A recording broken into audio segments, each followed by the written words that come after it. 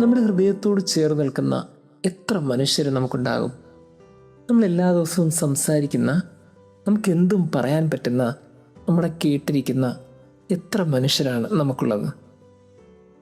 വെറുതെ ഒന്ന് കൗണ്ട് ചെയ്താൽ 4 പേര് കാണോ, 5 പേര് കാണോ, 10 പേര് കാണോ? ഈ വിരലെണ്ണാവുന്നതിനപ്പുറത്തേക്ക് ഒരു നമ്പറിലേക്ക് നമുക്ക് എത്താൻ പറ്റുമോ?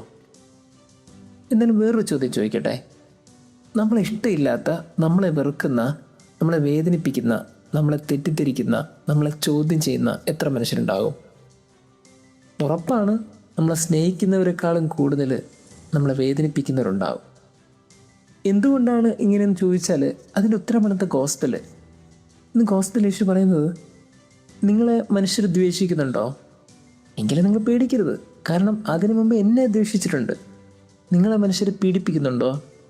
അതിനു മുമ്പ് എന്നെ പീഡിപ്പിച്ചിട്ടുണ്ട്. നിങ്ങൾ ചിന്തിക്കേണ്ടത്, നിങ്ങൾ മോശമായതുകൊണ്ടല്ല നിങ്ങളിതൊക്കെ ചെയ്യുന്നത്, നിങ്ങൾ നന്മയുള്ളവരായതുകൊണ്ടാണ്.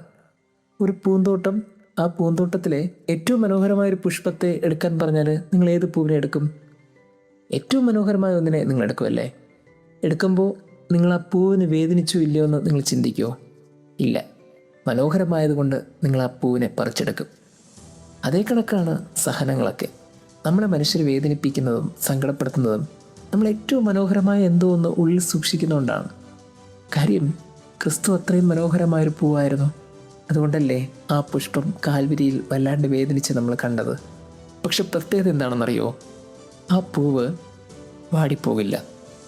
അതിന് അവസാനം വരെ സുഗന്ധം നൽകിക്കൊണ്ടിരിക്കും. അതിന് അവസാനമില്ല എന്നുള്ളതാണ് ഏറ്റവും വലിയ സത്യം. ഇതുതന്നെയാണ് നമ്മുടെയും ജീവിതം.